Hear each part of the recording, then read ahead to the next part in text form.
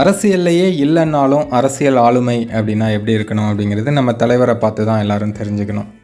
India முழுக்க எந்த ஒரு அரசியல் நிகழ்வாக இருந்தாலும் அங்கே தலைவர் ரஜினிகாந்த் அவர்கள் இருந்துக்கிட்டே தான் இருக்காங்க.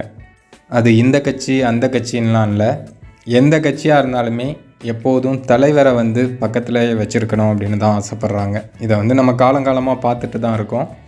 இப்போது ஒரு சிறப்பான சம்பவம் ஒன்று, அதாவது நம்ம பாரத பிரதமர் நரேந்திர மோடி அவர்களோட பதவியேற்பு விழாவுக்கு தலைவர் ரஜினிகாந்த் அவர்களுக்கு அழைப்பு விடுத்திருக்காங்க. அது மட்டும் இல்லாமல் தலைவரோட நெருங்கிய நண்பர்களில் ஒருவரான நம்ம சந்திரபாபு நாயுடு அவர்களுடைய முதல்வராக அவர் பதவியேற்க போகிறார் இல்லையா, ஸோ அந்த பதவியேற்பு விழாவுக்கும் தலைவர் ரஜினிகாந்த் அவர்களை இன்வைட் பண்ணியிருக்காங்க.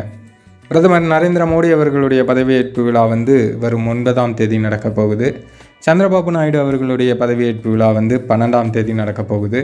ஸோ இந்த 2 ஃபங்க்ஷன்லையுமே நம்ம தலைவர் சூப்பர் ஸ்டார் ரஜினிகாந்த் அவர்கள் பங்கேற்க போகிறாங்க. இந்த செய்தி தான் இப்போது பிரேக்கிங் நியூஸாக எல்லா செய்தி சேனல்கள்லையும் ஓடிட்டுருக்கு.